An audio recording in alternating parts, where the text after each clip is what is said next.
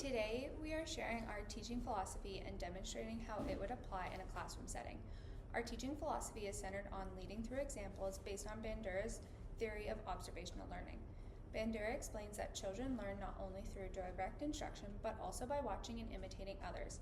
Because of this, we designed this lesson that follows the 4 stages of observational learning: attention, retention, reproduction, and motivation. To show how this philosophy works in practice, we are using a lesson pulled from the Grade 1 language curriculum, specifically Alphabetic Knowledge Strand B2.2, where students learn to name and form both upper and lowercase letters and demonstrate knowledge of alphabetical order.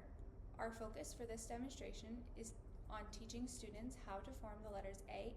This directly reflects our teaching philosophy because students learn best when they are provided with clear models, repeated guided practice, and reinforcement. In early primary classrooms, students often imitate teachers and peers, so we want to intentionally model both positive academic and social behavior. Okay. The first stage is attention. Eyes up here. All right, class, today I will be demonstrating how to write a big A as well as a little a. Now you're going to wash my hand and focus with your eyes. So start off, we'll have one diagonal line followed by another diagonal line with a straight line in the middle. Now that is the uppercase A.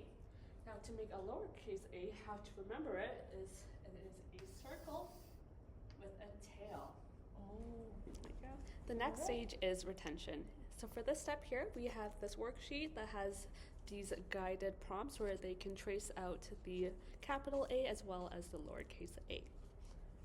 Great job, Hazel. You're doing an amazing job. Diagonal, diagonal, straight line, circle, tail. Diagonal, diagonal, straight line, circle, tail. Diagonal, diagonal, straight line, circle, tail. Look, Miss Lutfi, I'm able to reproduce my letter A's. And that's stage 3, reproduction. So the last stage is motivation. So all throughout the demonstration, as well as during the activity, I was able to provide positive feedback in order for Hazel to complete her own model of her observation. In our demonstration, we modeled the behavior first rather than instructing students only verbally.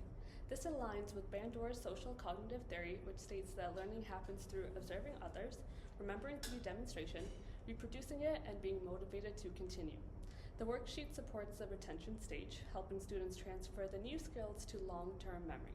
The next stage would be to have students reproduce their observation by completing numerous worksheets with different activities related to the same letter on their own, without any tracing. Positive feedback and encouragement serve as reinforcement, which increases motivation and confidence. However, observational learning has potential downsides. Bandura's original research, including the Bobo doll experiment, showed that children imitate both positive and negative behaviors. This means that if a student in class displays frustration or disruptive habits, peers may imitate that as well. As teachers, we need to be aware of our influence and actively model supportive, respectful, and patient learning behaviors. So we have 2 possible questions regarding this demonstration. First one is, how do you prevent students from imitating negative behaviors that they observe in the classroom?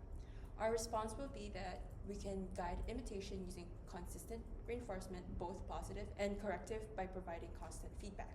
When students demonstrate positive effort, collaboration, focus, we acknowledge it clearly and immediately. When negative behaviors occur, we respond calmly and consistently so those behaviors are not rewarded with attention. This way, students will know that when they are on the right track, and they will continue with imitating the positive behaviors. We will also model emotional regulation strategies and respectful communication so students learn and imitate positive ways of responding. For our second question, how do you ensure students will retain the practices to be automatic in their long-term memory? So our response will be is that there are several ways we can ensure that this becomes automatic by providing learning strategies on top of our examples, like what we did with the memorable visual phrase, as well as mnemonic aids or providing notes. As well, we would implement many opportunities to practice until the students become comfortable and proficient. Once this is the case, students will view the learning as automatic. To conclude, our teaching philosophy emphasizes learning through examples, supported by Bandura's theory of observational learning. By intentionally modeling skills such as forming the letters A and reinforcing them with guided practice and encouragement, we support students in developing foundational literacy skills and positive learning behaviors.